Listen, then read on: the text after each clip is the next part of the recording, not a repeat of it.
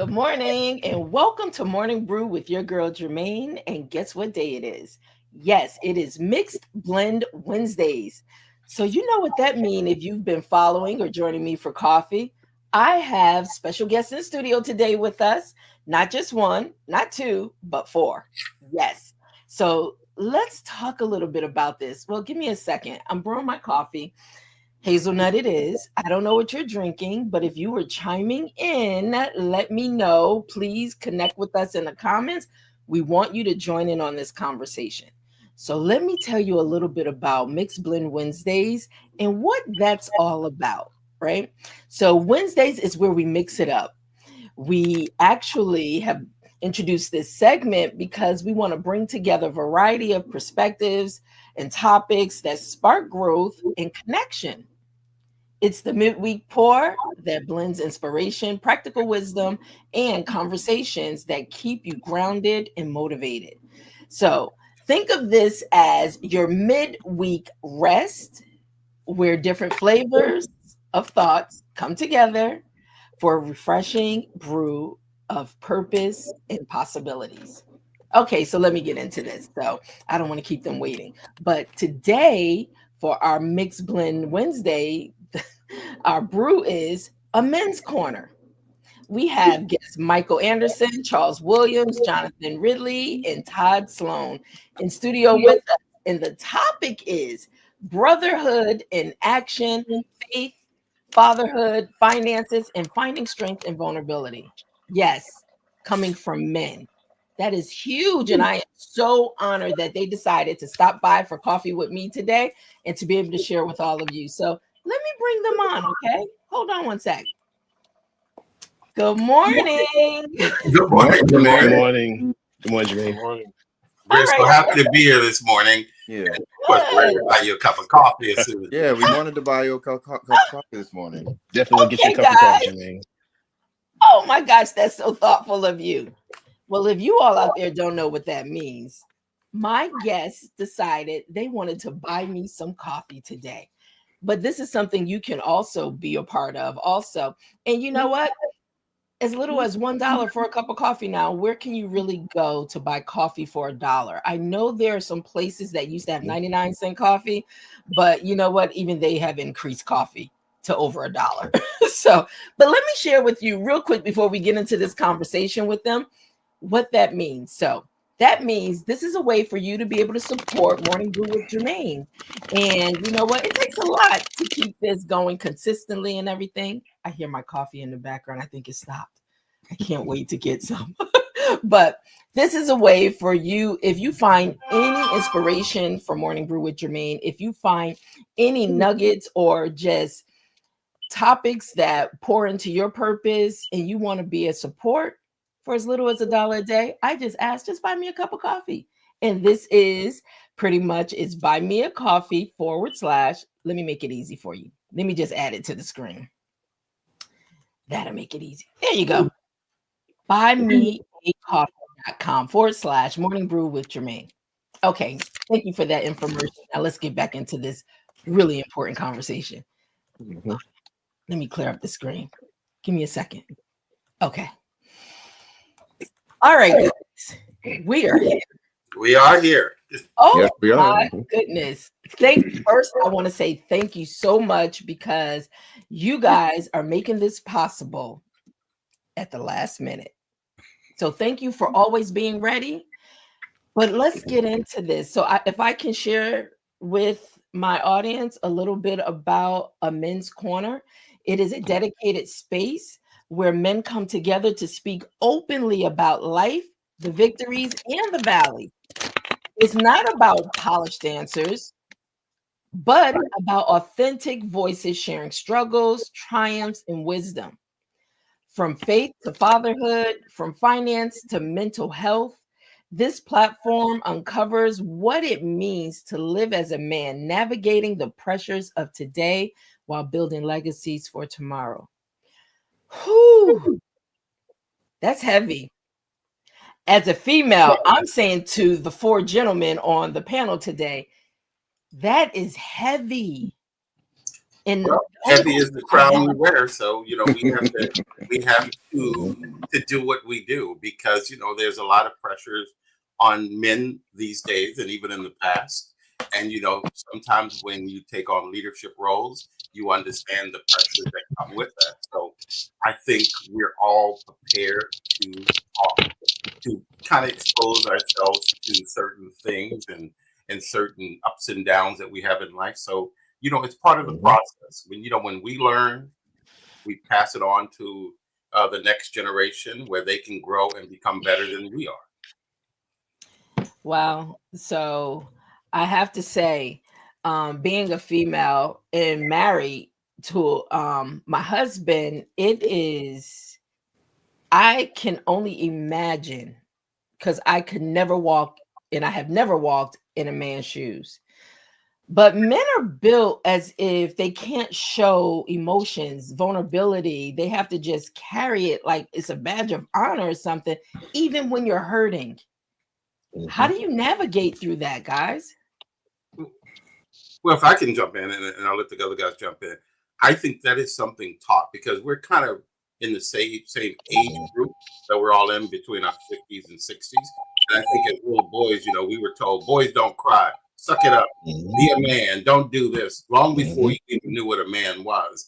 And that stuff was burned into our heads. So as you grow older and you become a man and you start dealing with life and you start dealing with relationships, sometimes that's what to switch over because your wife or your girlfriend might say, "Hey, emote some of your emotions," and you go, "Wait a minute, that's a foreign language to me because I was never really taught to open up and do that." And sometimes when we open up to people that are not quite trustworthy, we get thrown back in our faces. Yes, exactly. Wow. Anyone else? Exactly. Yeah, I Yeah, can jump and in. To piggyback what Charles said, the fact that we're not taught how to express our emotions. We're not taught to share. It's like we were taught to never show fear, never show hurt, never show doubt. You know, and just we have to suck it up. Like like when you were hurt as a kid, you fall, you cry, suck it up, walk it off. You're a man, be a man. I mean, that was taught to me as a young man, as a kid, and I grew up with that mindset. It's not until just recently that I'm like, well, you know what? Um, I do feel pain, I do feel hurt, I do feel doubt, and I want to express that.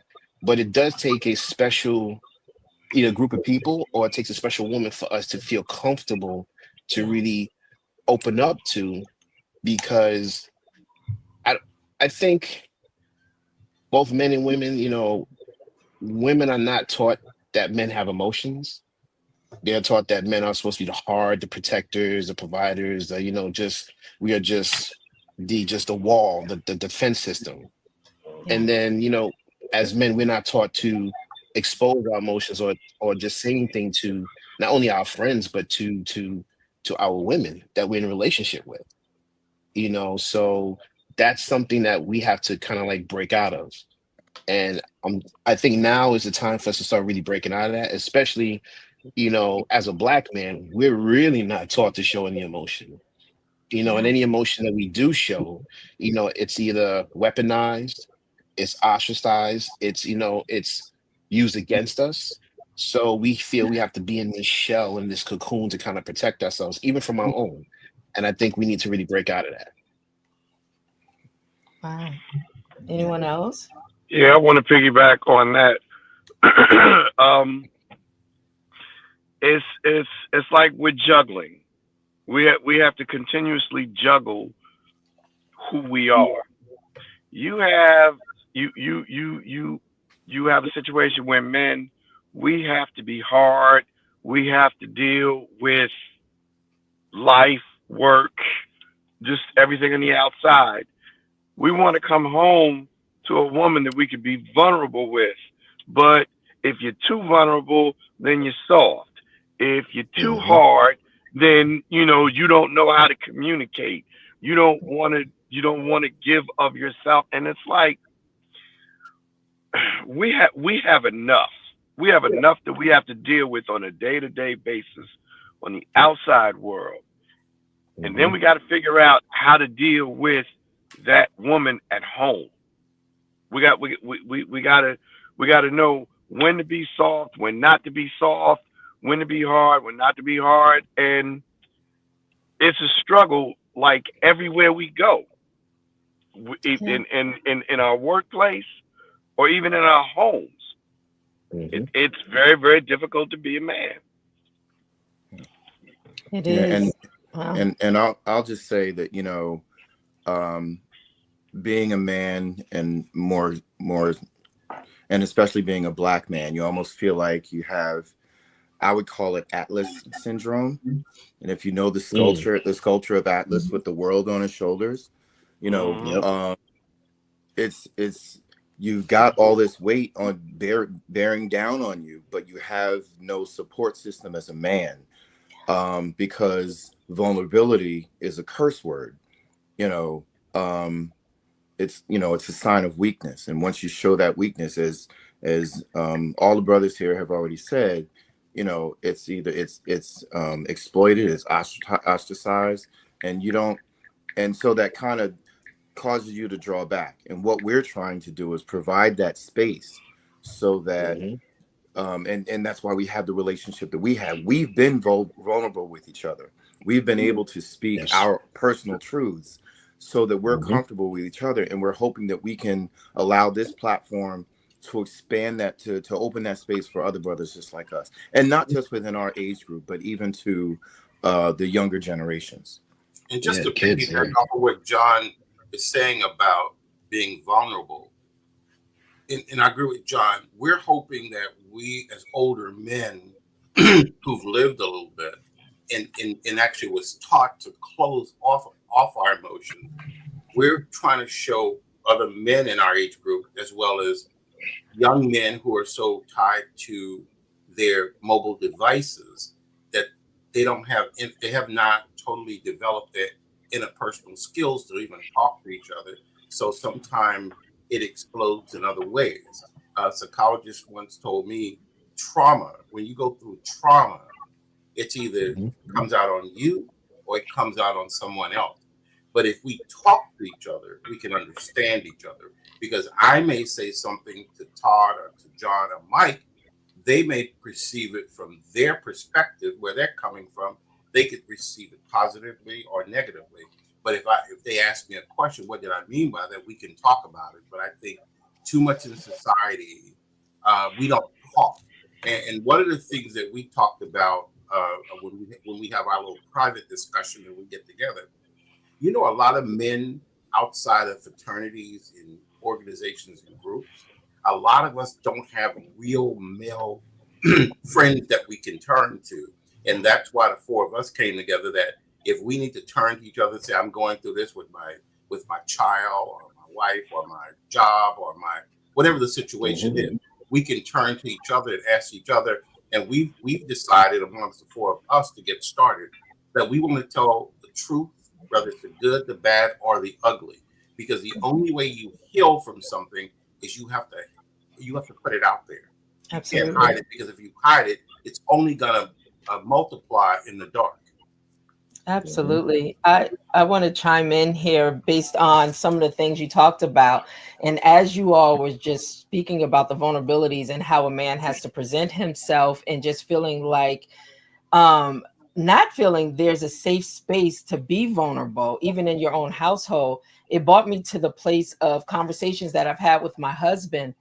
And the one of the things that I realized, and Michael, you said it, I would always say to my husband, and we've known each other over 35 years, right? This is our second go round from college, right? So, but, and this time we've been together for 18 years. So, but I said to him, this is a safe space, and I will never weaponize his emotional state because I needed my husband to be vulnerable at times.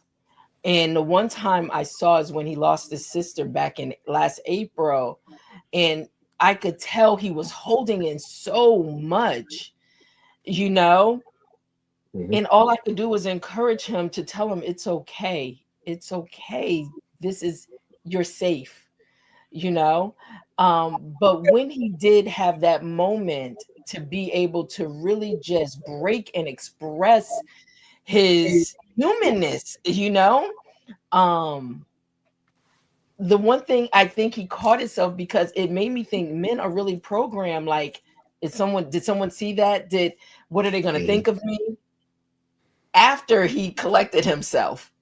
And I still had to say to him, it's okay. But I hear the pain. I hear the pain, because you don't want to go home. You get beat up by the world, one, being a Black man, as you stated, and then have to go home and not get the understanding that you need. I don't know. I cannot speak for anybody's situation, but mine, I realize communication is so key, and we are different. And Germaine, we're programmed to be fixers from the time that we're little boys. How do you fix something? How do you make it work? If somebody approaches with a problem, the first thing we think of, how do we fix it? I had a person tell me once that, Charles, sometimes you try to fix a problem even before God can get there. Sometimes you have to let people go through stuff in order for them to grow. Yeah. With that. And Germaine, I'm sorry, I just want to make hold on, let me bring you in so you can chime in. No, I just want to make one point, because I have to say that I have been blessed with a wife that has been that support system and has provided me that safe space. So let's not get it twisted. Absolutely. I've had my issues, but I've got that support now. She's my queen. So I just want to make sure I acknowledge that. Once you know you have someone in your corner, they're gonna ride or die with you. Yeah, you will come and tell them anything. If your big toe hurts and you want to cry, you'll say, "Honey, my big toe hurt. I just want to cry for a minute." Absolutely. Understand that person is not gonna say, "Man, come on, get over it." Get over what? When we're hurting, whether it's whatever we're going through, whether it's a personal relationship, a business relationship, a friendship, when you're in pain, I think too many times society has taught us to discount men when they say they're in pain. What do you mean you're in pain? Especially if you have everything going for you and it looks like life. I was speaking to listened to a gentleman the other day, and he has a book called, I think it's called Man, and he was saying that too many times that when you ask a man, especially a Black man, how you doing? What is our first response? I'm okay. I'm okay. He said, don't do that. Ask them even more. I know you're okay, but tell me what problems you're having today. Are you having a good day or a bad day? Dig a little deeper, because we don't even understand how to tell people that we're in pain or we're going through something. We don't have those tools. Wow. But it's kind of like the Superman syndrome. Go ahead. No, wait, hold on. Let me bring you up. Go ahead. So what is it? It's kind of like, I think of it like the Superman syndrome. It's like we have to be strong. We have to be just like, this large and like powerful being, and the fact that, but we have our kryptonite. It could be anything, saying the fact that when we expose that, it makes us feel less than. Now, I'll be honest. I mean, for me, I've never really cried in front of anybody before. Never, up until recently. And when I felt a certain sadness, I would either go in my bathroom and let it out, or I would be in my car and let it out. And I would gather myself together before I present myself to anybody, because I didn't want any questions. Like it's kind of weird. It's like I want people to know there's something going on, but I didn't want nobody to ask me any questions about what's going on. You all right? Because I don't know how to answer that. Number one, and number two, if I do answer that, is it going to be well received? And then number three, is it going to come back to haunt me in some type of disagreement or confrontation where it's thrown back at me? And to me, I've been in spaces where I've been vulnerable and it was thrown back at me. I've been in spaces where the fact that, I was perceived differently because I showed emotion. And it was like, and that taught me like, maybe I need to just clam up and just not show anything, because certain spaces you just can't, you don't trust the spaces that you're in. The beautiful thing about me and my brothers here is the fact that, I can really be open. We all can be open to each other without any fear, any shame. And that's a godsend. And that's a good respite for me, is the fact that, if something's going on, I can call any one of them, all four of them, and say, hey, this is what I'm going through. Or there's times I call them, hey, you good? You all right? Everything good? Yeah, and then we check on each other. And I think a lot of men don't do that because they don't know how to do that. They're not encouraged to do that. And sometimes they may have friends that, they feel they can't do that with. We hang out together, we party together, go to the Super Bowl together, we do all these things. But again, when it comes down to really expressing our emotions, I don't know if I can do it with these fellas. We do everything else, but this, nah, I don't know. I think I could do that. And to me, I would challenge any brother out there looking and listening. I'm like, look, you know what? If you really feel that you are with a bunch of brothers, you can't really be authentic self with, then maybe you need to reevaluate who your friends are and reevaluate the circle that you in. That's what I think. And because I had to do a lot of reevaluating, and there was a lot of people in my life I had to let go because I'm like, you know what? I need to be healthy, I need to be happy, and I need to be safe. And if I can't feel that with you, then I gotta let you go and move on and find people who will do that. Because I'm creating my village. I'm creating my family as I go along. Yes, we have. I look at it like this, and this is my last thing I'll say. When you're born into a family, I look at family members as relatives, until they become family. And what I mean by that is the fact that, what, family are people who will support you, who'll be there for you, who encourage you, and who will sit there and sit with you if you need to cry. They need to hold your shoulder, stand behind you. And sometimes people you may be born into, your relatives, they don't do that for you. So sometimes you have to go out and create that for yourself. And that's what I did. I started creating my own family for myself and create my own particular unit where I could feel protected and safe, and I could just be open. Yeah, you said quite a few things. One thing I want to ask all of you, what if you decided to just release in front of someone and you remove those restraints that's on you to make sure I'm holding it all together, people see me in this light or whatever? Have you ever been in that space when it was like, this is just who I am, take it or leave it? Because we give so much power to those that really are struggling in their own life, trying to figure it out. So what would that look like for you if you haven't experienced that? What would it look like for you to just walk in 100% you, from the vulnerability to, just walk in that space? Have you ever thought about that? What that would look like? No. I think that's asking us to cut off our arm.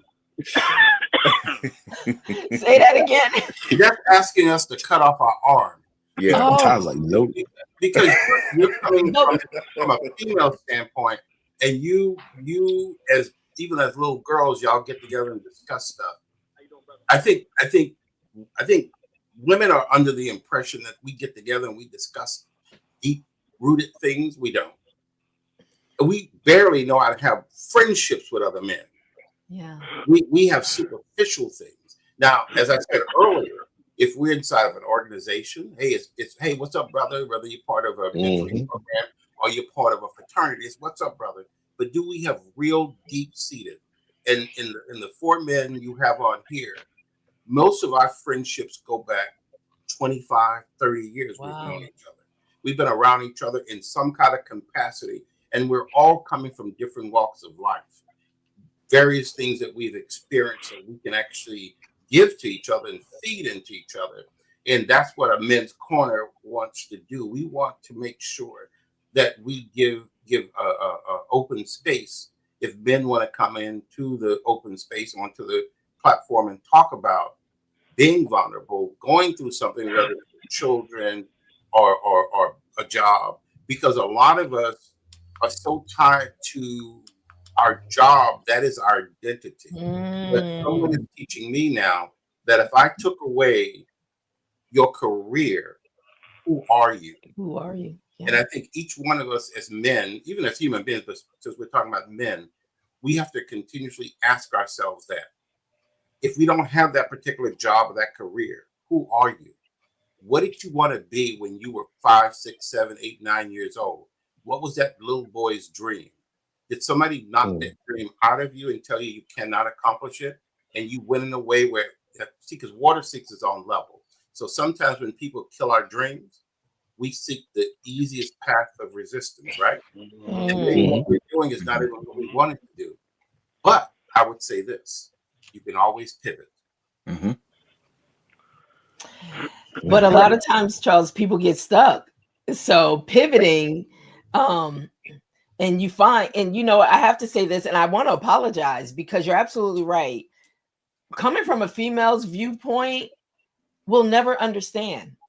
We will never understand the struggle of a Black man ever, and the trauma that a Black man deals with, and just having to every single day, you go out there for no reason, just because you get heat, you get this energy, all this stuff. So on top of all that, I'll never forget a close friend of mine, he said every Black person needs to be in therapy.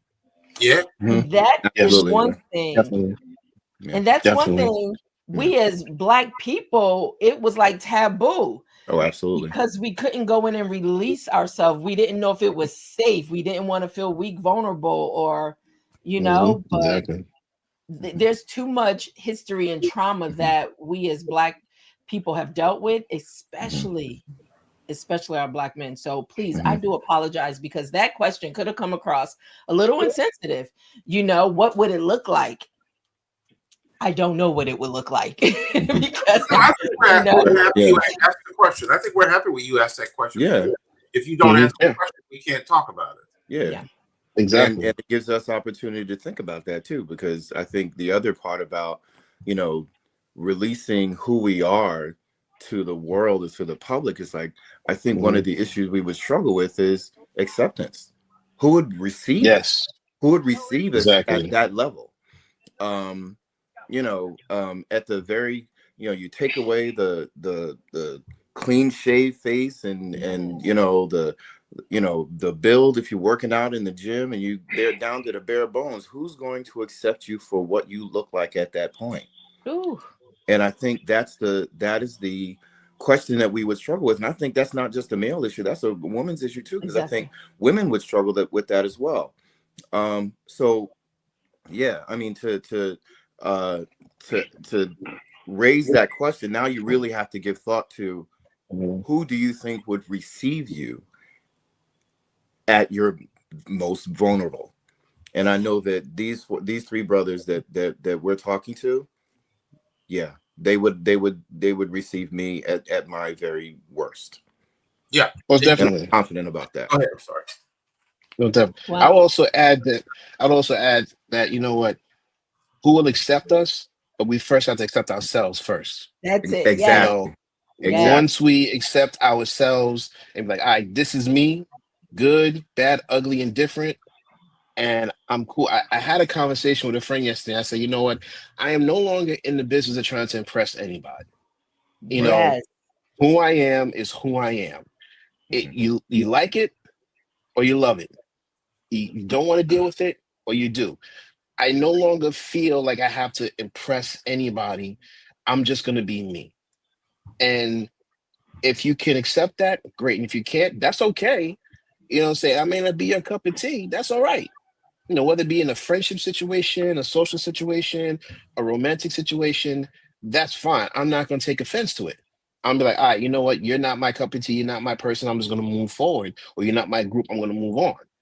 But before we can get people to accept us, we got to accept ourselves first, because what usually happens, we don't accept ourselves, then we start looking for that validation outside of ourselves for other people to accept us. And we want them to accept us in a certain way. And when they don't, then now we start to turn that I guess that dislike or hatred or whatever inward. Like, what's wrong with me? I'm not good enough. And then it becomes self-deprecating and you start to really attack yourself. And then you further you give yourself a complex, you attack your self-esteem, and you don't show any self-love to yourself. And then you start going looking for that validation elsewhere, wherever you may find it. And sometimes you may look for it in drugs, you may look for it in sex, you may look for it in alcohol, you may look for it in other things that are going to be more detrimental to you So that I think the most important thing is really, really, you got to accept yourself first. And then once you're cool with who you are, bare bones and all, you could care less if nobody likes you. And you just only gravitate to those people who will gravitate to you. And if I can I would say that off of what you're saying, Mike, that is so key. And I was just thinking about this the other day. Whether it's to our friends, to our coworkers, to our friends, to the person we're involved in, when we first meet somebody, we try to show up as Superman. And you know what happens over time? The cape comes off, and then that person said, "That's not the person I met. You showed me a different person, and you're wondering why that person is shocked." Opposed to you coming in as your authentic self, whether you want to wear lifters in your shoes to be taller, or you want to put on some kind of bodysuit to make your stomach push in. But what happens when they see the real you? They go, wait, hold on. I thought you had pecs. Wait a minute, I thought you were 5'9" or 5'10". See, sometimes we present a falseness of who we are, and that person falls for that person or wants to be friends with that person. Then when they see the real person, they go, wait a minute. So we're lying through, what is it, osmosis? We're not being ourselves, our true selves. You know what I'm saying? And that's what I like what Mike said. When you become comfortable with yourself, everything. I was just recently telling somebody that because we fluctuate between an 8-year-old and the age we are. And I was just telling somebody, I'm gonna write this letter to this man, which ended up being me, how I finally fell in love with me. Because once you fall in love with who you are, that becomes your authentic self. And then the people who need to be part of your life will be part of your life. And as the psychologist says on this podcast I watched all the time, you have to look at your life as a bus. What do bus drivers do? They pick up people and they let people off. So if people don't get off the bus, there's no room for new people to enter the bus, because some people are in your space for a moment or time to teach you something. And then you need to move on to the next person. Not that you're pushing them to the side. It's just a situation where you need other people to come in and help you grow. And sometimes ripping a Band-Aid off is good too. Because, and I'm going to say one last thing. I'm going to shut up because I think I'm talking too much. No, I was told that if you pray for patience, God is not going to give you patience. He's going to give you an opportunity to be patient. If you pray, whatever you pray for, He's going to put you in situations where, let's see how you deal with this. That's where your patience comes from. If you have a friend that hurt you really, really badly, don't look at what the person is doing to you. Look at what you're allowing to happen to you. That you invite that friend into your space without vetting them properly. That you expose too much too soon. Yeah. And getting back to the original point too, Germaine, that you had asked about, I think you mentioned therapy.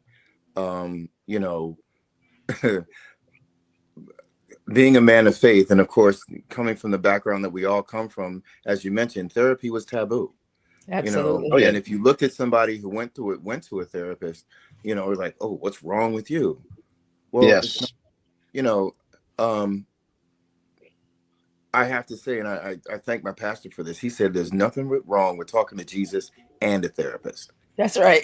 I like that. I like that. I like that. And there's something to be said about being able to open your whole self up to someone who looks at you objectively, and being able to outpour the emotion as necessary, because when you get that release, then I think you can walk away from it a much better person. Absolutely. So Germaine, I'm going to step in for a minute because I got to go. I got a previous appointment. I'm going to let the guys continue to speak with you.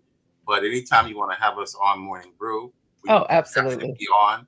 Come on once a week, once a month, whenever you need us to come on, and we will be putting out information to you where you can put it out to your audience to let people know where they can find out more about our Men's Corner, how they can tune in starting sometime in November. But that information will be given to you where you can actually disseminate your information to your audience. So, fellas, I'll talk to you guys later. And thank you so much, Charles. All right, love you, big bro. Love you too. All right, man. All right. All right, take it, brother. So, excuse me. I want to talk a little bit about the vision behind a men's corner. And I know we've been talking about it, but even the name itself is unique. So, who wants to chime in and kind of talk a little bit about, the space that you guys are creating? Even though we've been talking about vulnerability and not really being able to show 100% of ourselves as we're discovering, really how to just let people be over there while we're comfortable over here. But you're getting ready to expose this to the world. And I know when people come together, especially if it's a trusted, safe space, you don't know what may come out of that, from the tears to the love, the hugs, the disagreements. You don't know, but you guys are getting ready to open up a men's corner to the world to be able to eavesdrop in, get in on your conversations. Let's talk a little bit about that. And just, how did you find the strength to come together and say, we're going to do this, and just expose it all, because we know there's so many out there that's in need? Well, no, go ahead. Okay, who's going first? Go ahead, Todd. Go ahead, Todd.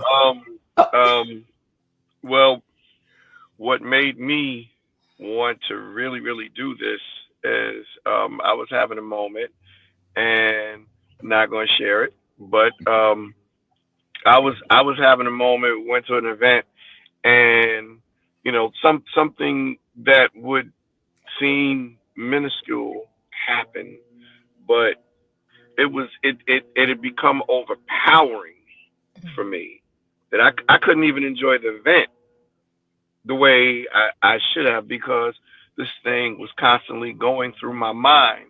And later on that evening, I had said something to one of the brothers, like, what happened earlier, really, it really affected me. And he said, look, we need to talk about this. We need to really, really get it out and talk about this.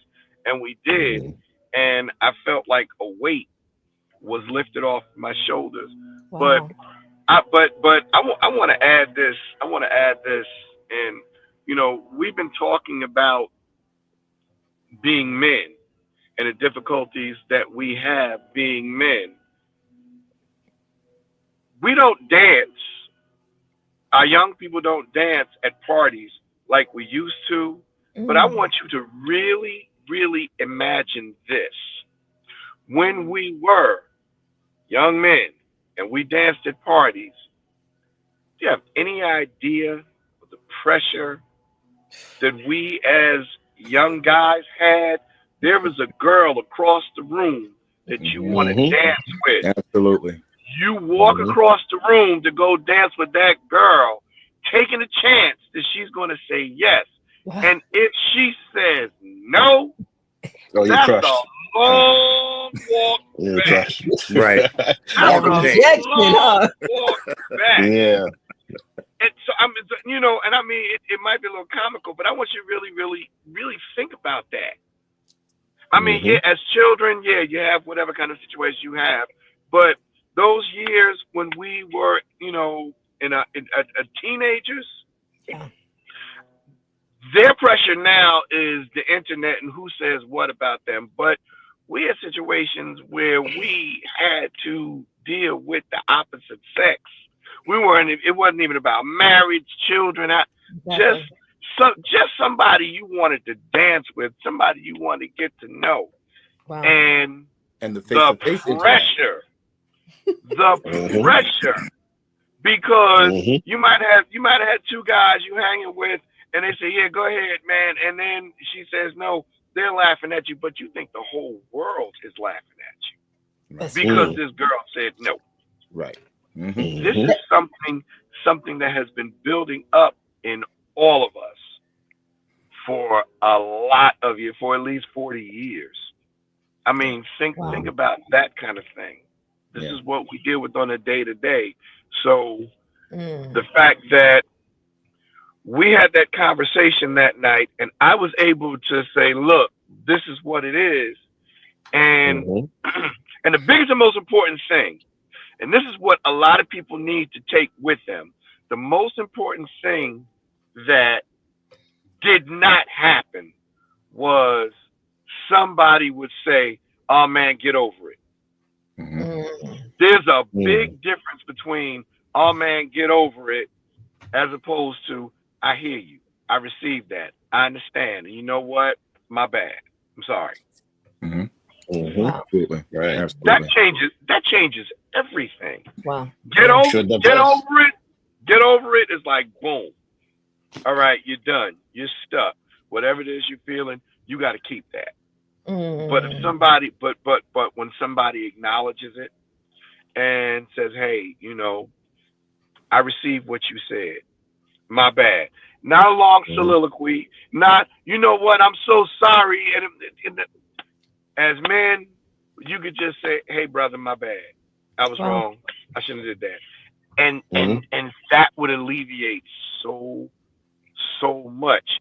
But we can't have these conversations because amongst men, amongst our brothers, if you don't have that safe space, if you don't have that Exactly. connection or whatever, you're gonna get, "Oh man, don't worry about it, man. Get over that, man. Why you worried about that?" I'm Wow. worried about it because it's what I feel. Yeah. I'm worried Exactly. about it because it's what I feel, and you're not acknowledging it. So now I got something else that's adding more gray hairs to me. You know? Yeah, I got it. Wow. Yeah. I also want to add that it's kind of funny as I was talking, I get these notifications from an app called Motivation.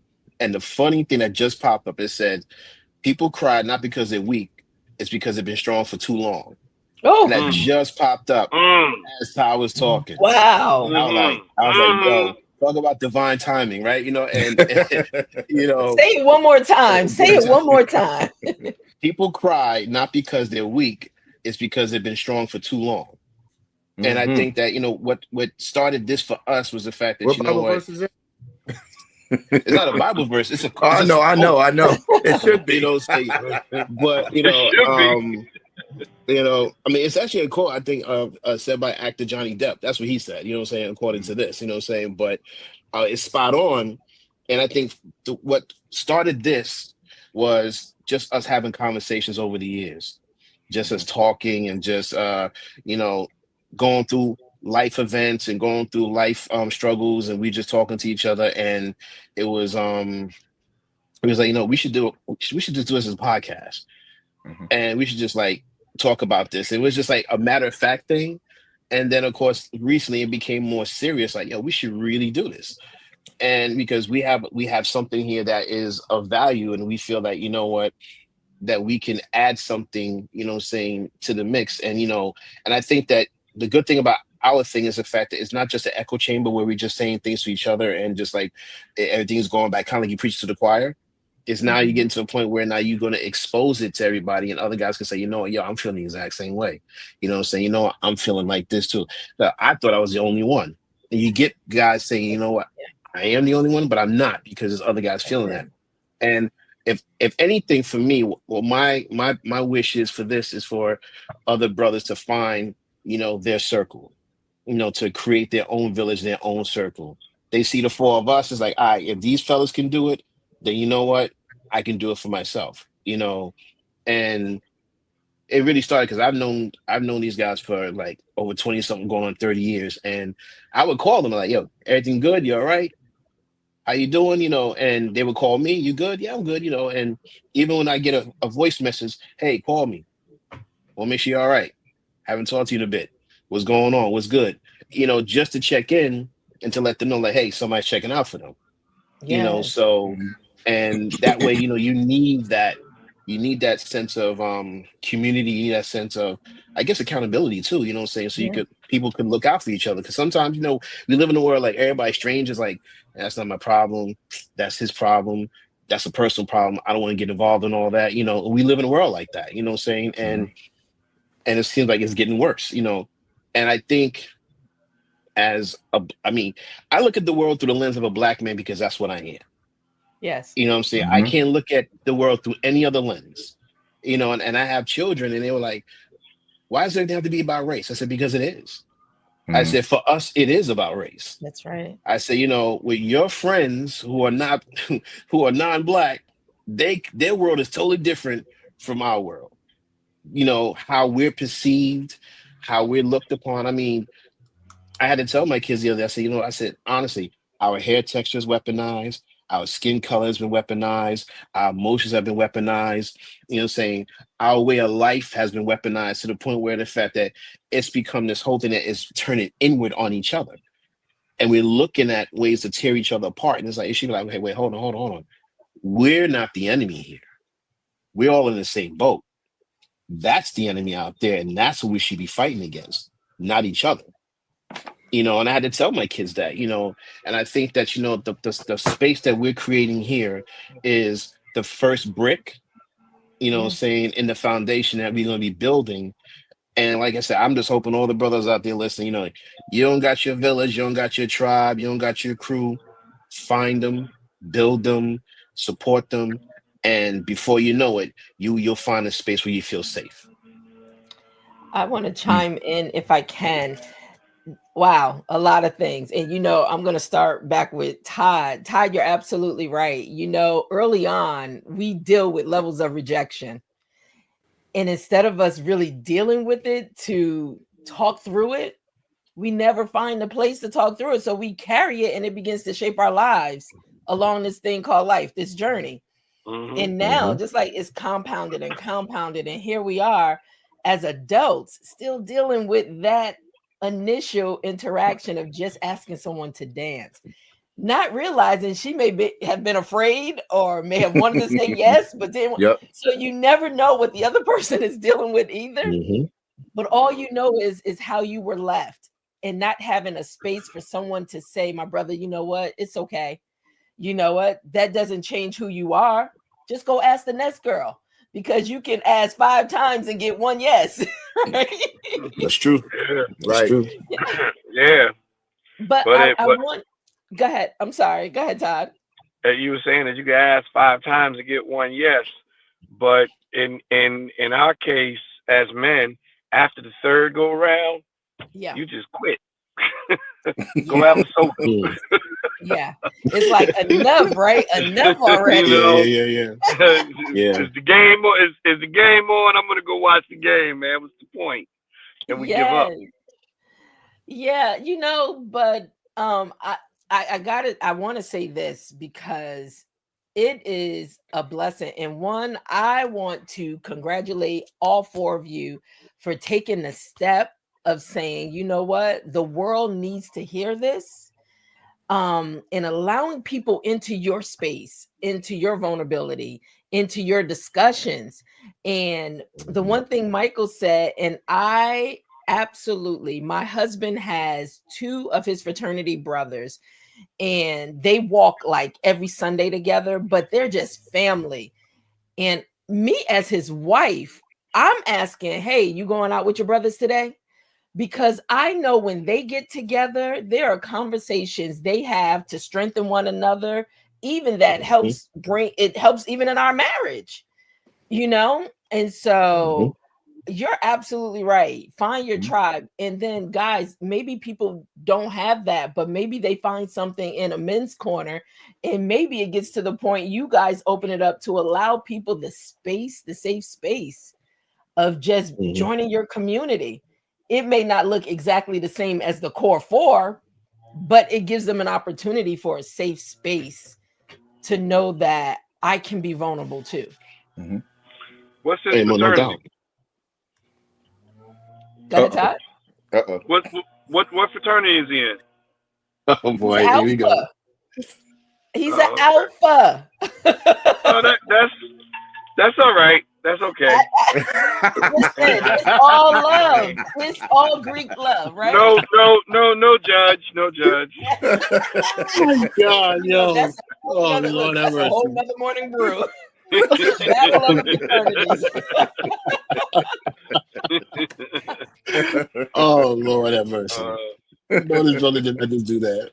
But I want to say this because we have people chiming in, and I do want to say for all those that are out there that are listening, that's coming up in the comments Oh my God. and actually leaving their comments and stuff. And for those that you just want to watch from afar, that's okay too.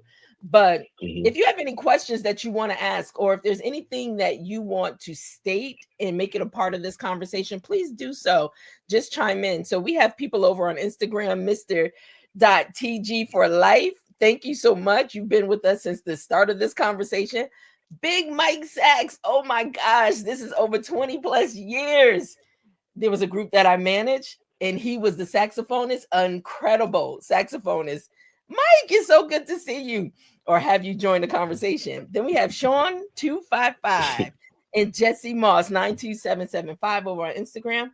But I have a comment on LinkedIn. So I'm going to pull it up on the screen.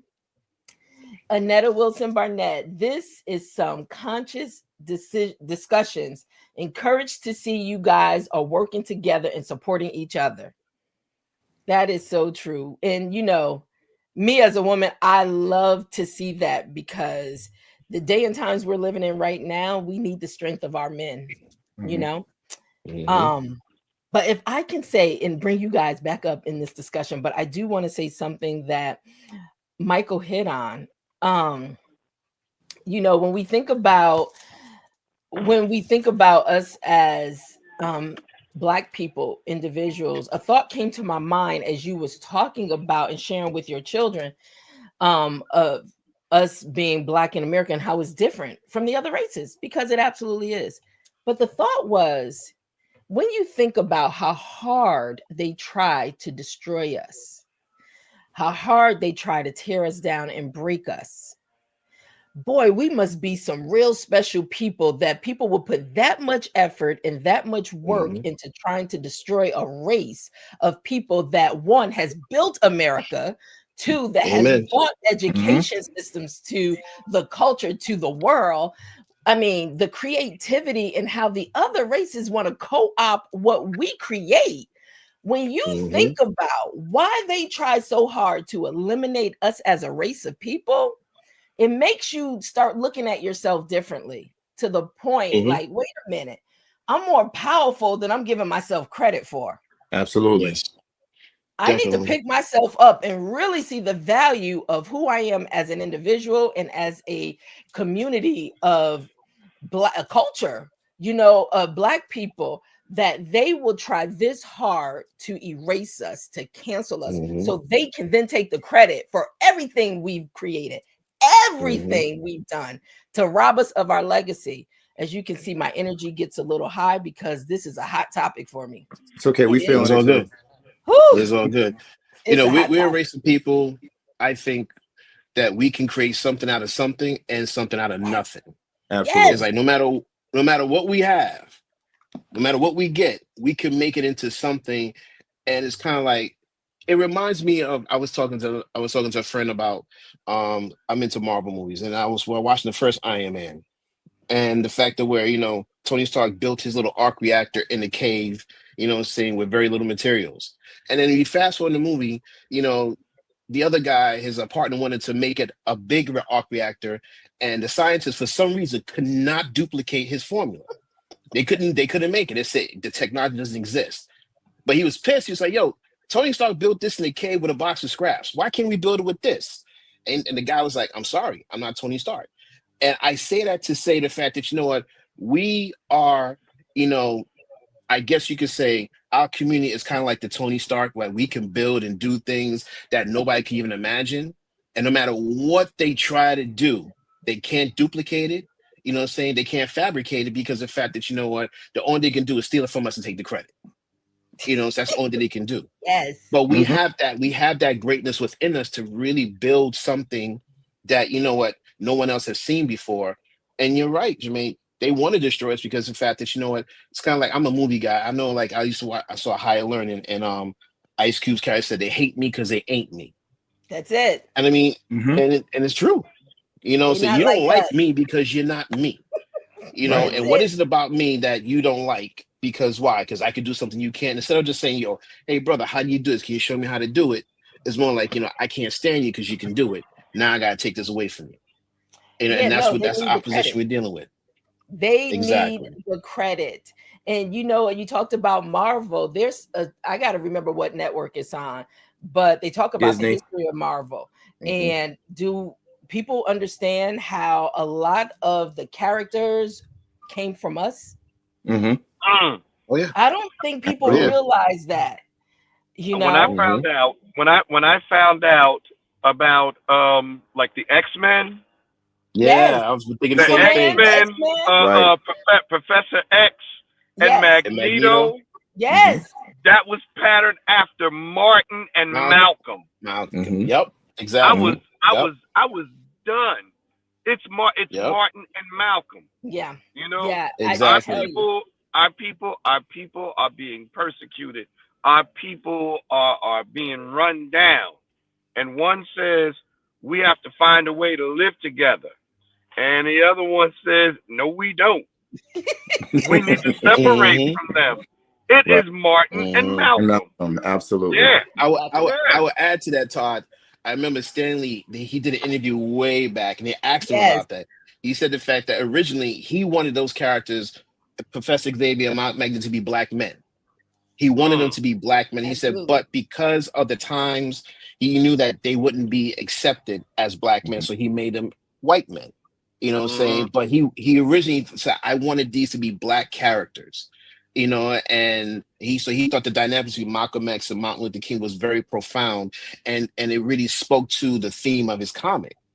But he knew there was like, no, this is not going to be accepted. So he had no choice but to make them white characters. But if he would have had his way, they would have been black men, which is profound. But that's history. You could try to whitewash it all you want to, but at the end of the day, it's our responsibility to research our history as a people. And the thing is, I don't care if you try to cancel books, you try to take them out, you try, at the end of the day, it's our responsibility. And the thing is, just think about this. Start thinking about the genius that you are as an African-American individual.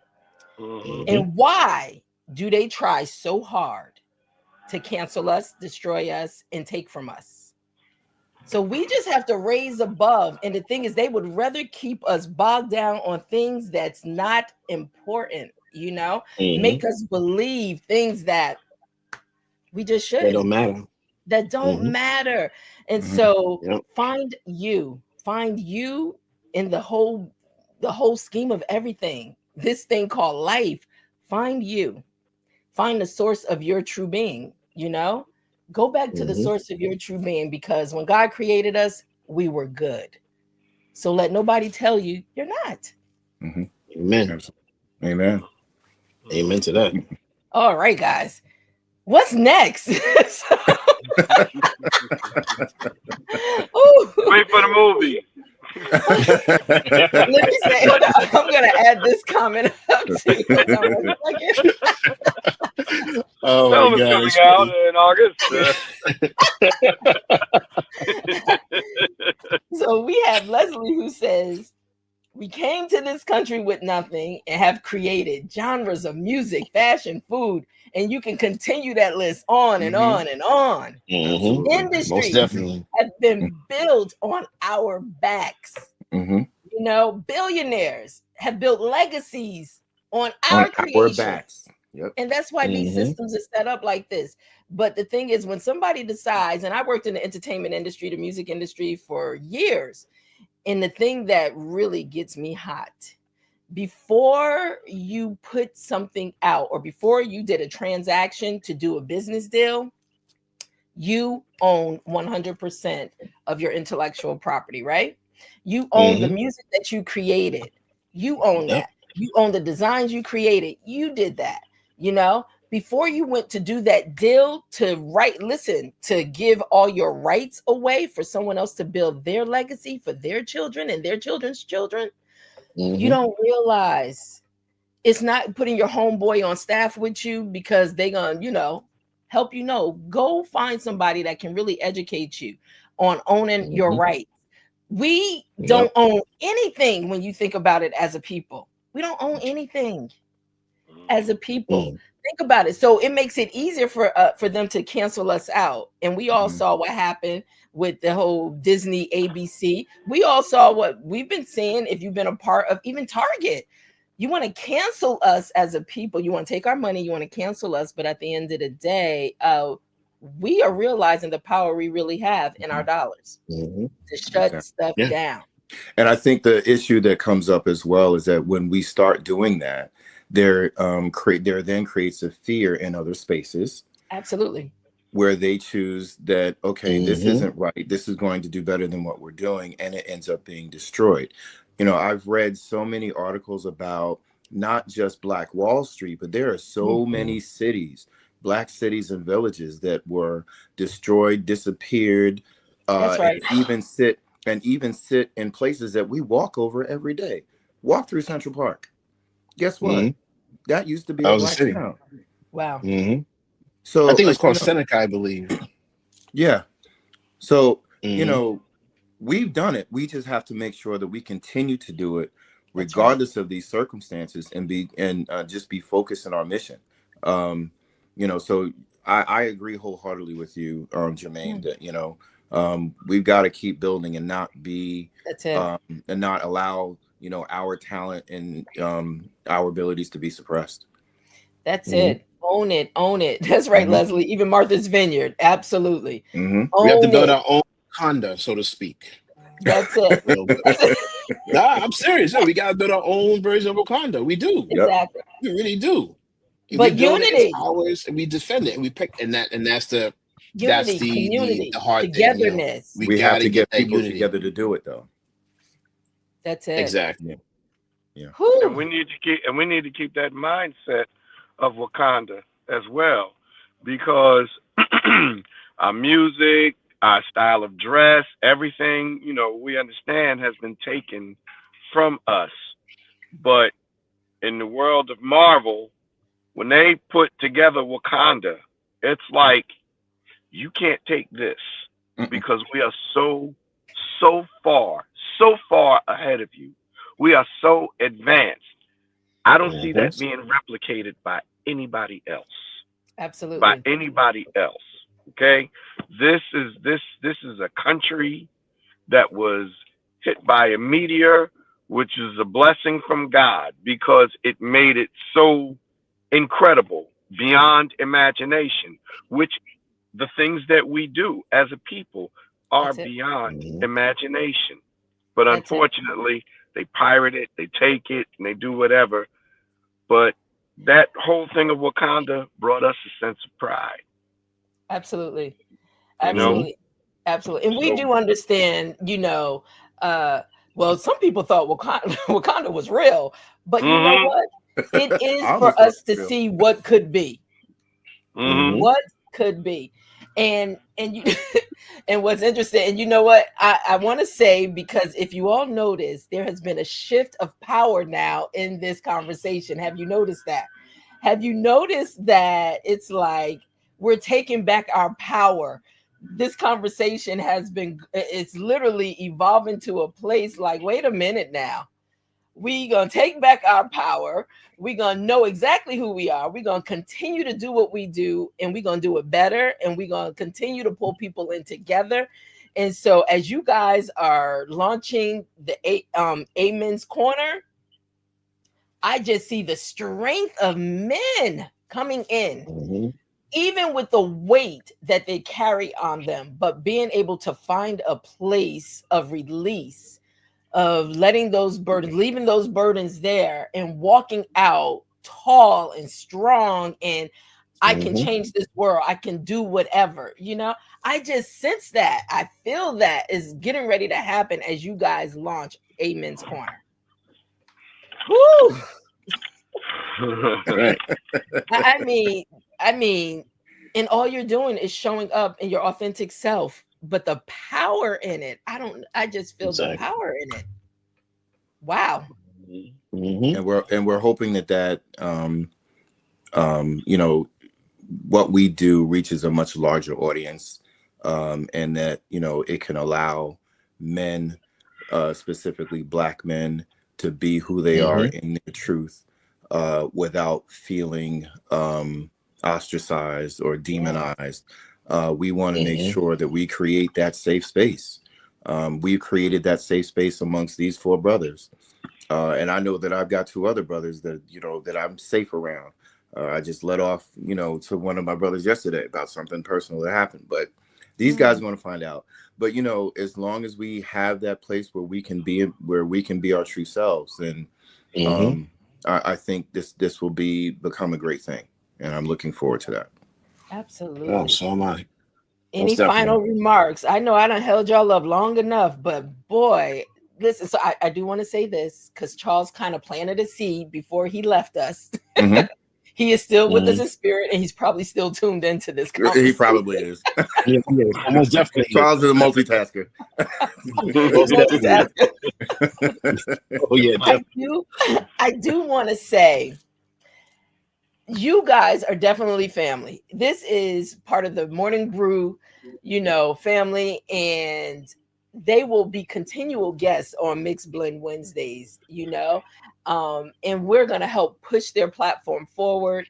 And so we'll keep you posted on when their official launch date will take place.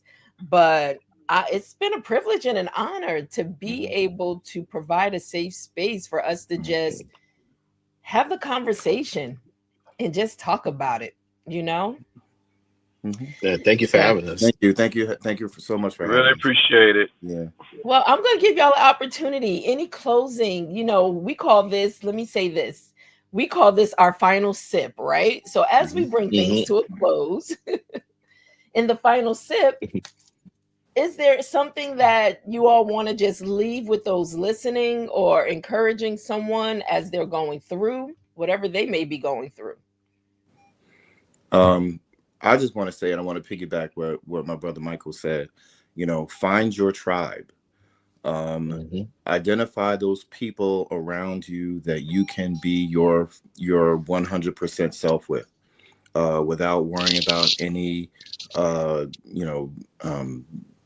feelings of animosity or them being uncomfortable and being received and even as brother Todd said, as long as you've got that person that says, I receive that, I hear you, I think that makes the interaction, especially between men, much easier, and not you being perceived as soft because you have exposed yourself in that manner. So find your tribe, find those people that you are most comfortable with and that you trust. That whatever you say to them will not become public information. And as long as you have that and you have that support system, and if you can find yourself a good woman, which God has blessed me with, that's icing on the cake. Yes. Absolutely. Anyone else? I got something to say. I would say for me, I would say, you know what, for all the gentlemen out there, you gotta love yourself first.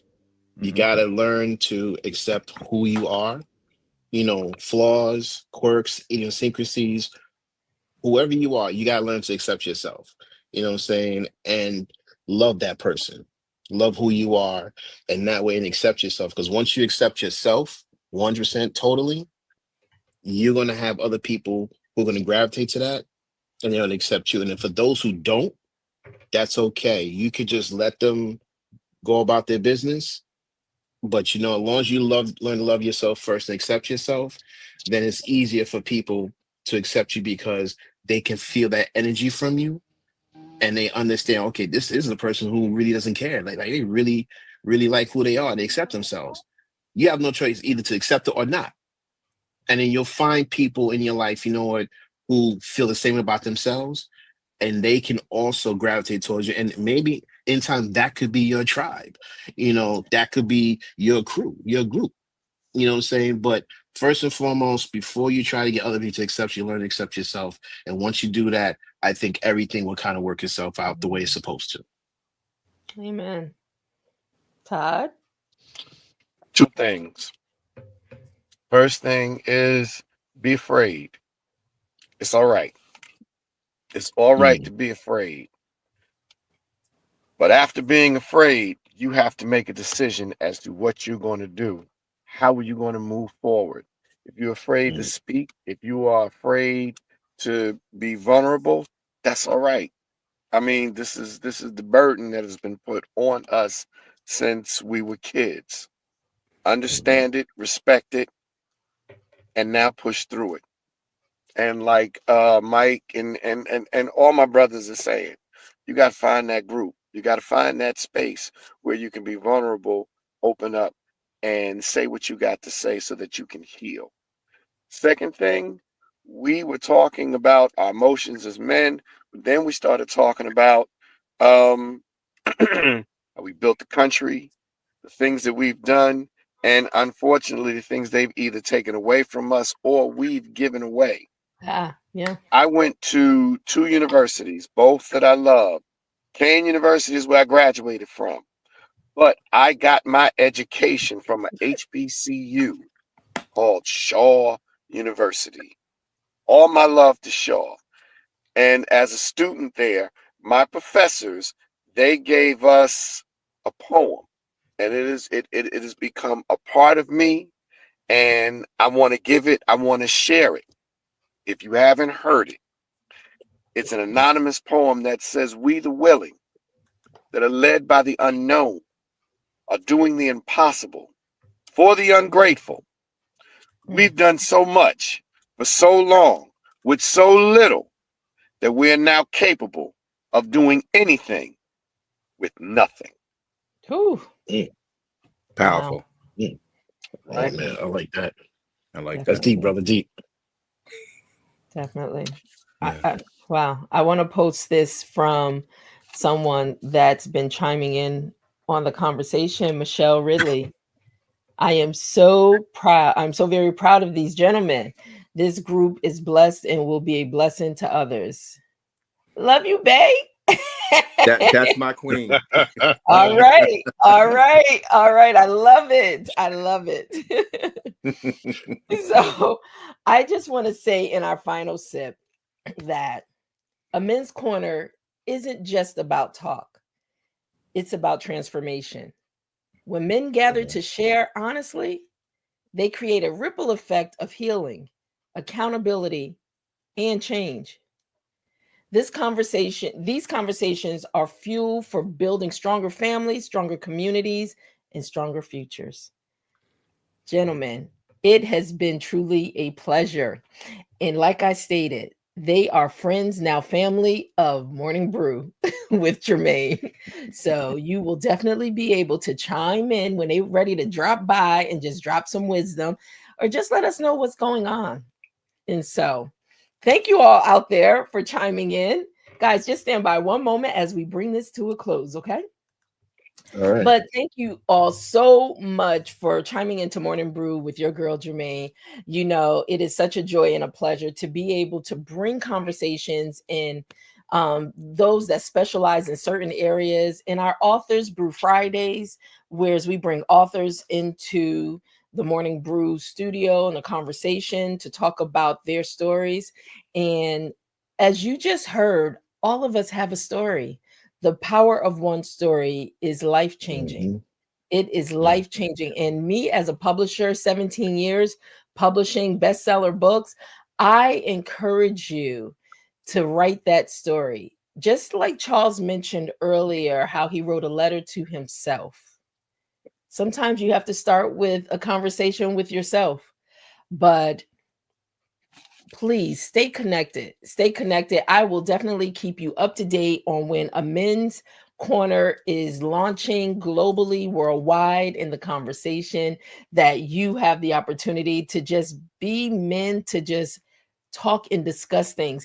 And you know what? If they decide they want to release it for everybody to chime in, that's on them and we'll take it. But if they decide that, you know what, this is just going to stay intimate and we're just going to keep it right here, that's on them too. So I just encourage you all to stay strong, you know, and let's look at things a little different. Understand, people wouldn't try to work so hard to destroy you as a race of people if they didn't see your power more than you see your power. And with that, have a wonderful day. Please stay safe out there. because this world has lost its mind. But stay safe in them streets, okay?